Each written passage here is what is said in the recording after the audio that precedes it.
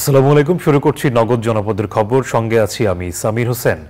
এখনকার এই সংবাদ আয়োজন একই সঙ্গে চ্যানেল আইয়ের ইউটিউব চ্যানেল এবং চ্যানেল আইয়ের ওটিটি প্ল্যাটফর্ম আই স্ক্রিনে লাইভ স্ট্রিম হচ্ছে।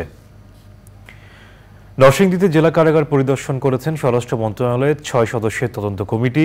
সকালে ক্ষতিগ্রস্ত কারাগার পরিদর্শনে যান তদন্ত কমিটির প্রধান ও সুরক্ষা সেবা বিভাগের যুগ্ম সচিব ফারুক আহমেদ। এ সময় তিনি ক্ষতিগ্রস্ত কারাগারটি ঘুরে দেখেন এবং প্রত্যক্ষদর্শী কারা কর্মকর্তা ও রক্ষীদের সাথে কথা বলেন। পরিদর্শন শেষে তদন্ত কমিটির প্রধান ফারুক আহমেদ বলেন, হামলার দিন যারা প্রত্যক্ষদর্শী ছিলেন তাদের সাথে কথা হয়েছে এবং বিভিন্ন সূত্রে পাওয়া ভিডিও ফুটেজ পর্যালোচনা করা হচ্ছে।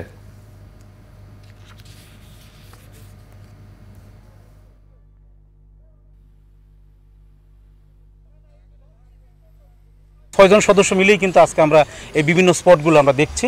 সুতরাং অফিসিয়ালি আমাদের তদন্ত শুরু হয়ে গেছে এবং এটা আমরা কন্টিনিউ করবো। এটা ওই দিন যারা দায়িত্বে ছিলেন আমরা তাদেরকে কিন্তু সেভাবে আমরা তাদের সাথে কথা বলছি। দুই সমাজ যারা আছেন তাদেরও মতামত নিব। মতামত নিয়ে মনে হয় আমরা আমাদের রিপোর্টে হয়তো সেটা আমরা প্রতিফলন করতে পারি। দেশের বিমানবন্দরগুলোর নিরাপত্তা ও যে কোনো হুমকি মোকাবেলায় বিমান বাহিনী সর্বদা প্রস্তুত বলে জানিয়েছেন বিমান বাহিনী প্রধান air chief marshal Hasan Mahmud Khan. চট্টগ্রামের শাহ আমানত আন্তর্জাতিক বিমানবন্দরের সার্বিক নিরাপত্তা পরিদর্শন শেষে একথা জানান তিনি। এ সময় তিনি আনসার, এপিবিএন এবং সিভিল এভিয়েশনের নিরাপত্তা রক্ষীদের দিক নির্দেশনা দেন। চট্টগ্রাম সহ দেশের 3টি বিমানবন্দরের নিয়ন্ত্রণ এখন বিমান বাহিনীর অধীনে বলেও জানান তিনি।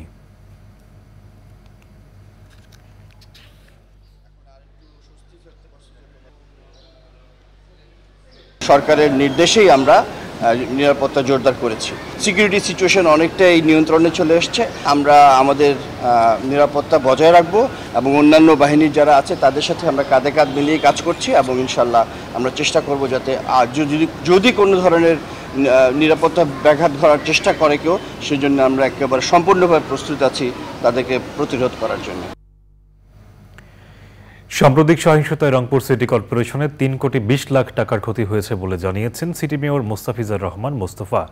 সিটি কর্পোরেশন মিলনায়তনে সংবাদ সম্মেলনে তিনি জানান, গত 19 জুলাই সন্ধ্যা থেকে মধ্যরাত পর্যন্ত 2 থেকে 3 হাজার দুষ্কৃতকারী সিটি কর্পোরেশন কার্যালয়, নগরীর সিসিটিভি ক্যামেরা, একটি councillor office, divider protection grill, digital traffic signal, LED sign সহ নগরীর গুরুত্বপূর্ণ স্থাপনার গ্রিল ভাঙচুর করেছে। এসব ক্ষয়ক্ষতির সাথে জড়িত দুষ্কৃতকারীদের বিচারের দাবি জানান তিনি। সংবাদ সম্মেলনে ছিলেন সিটি কর্পোরেশনের প্রধান নির্বাহী কর্মকর্তা উম্মে ফাতিমা, সচিব জয়শ্রী রানী সহ সিটি কর্পোরেশনের কাউন্সিলররা।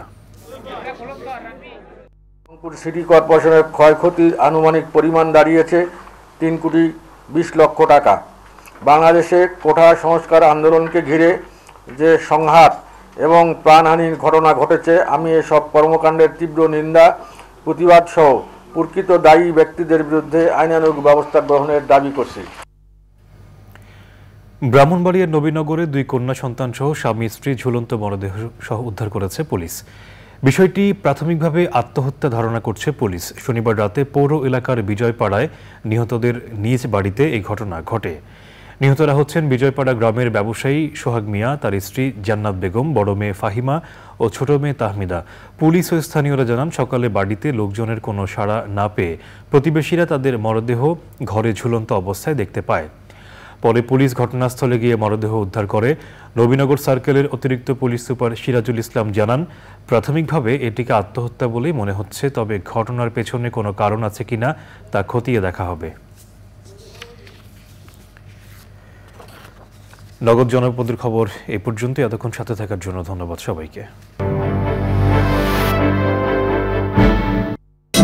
29 জুলাই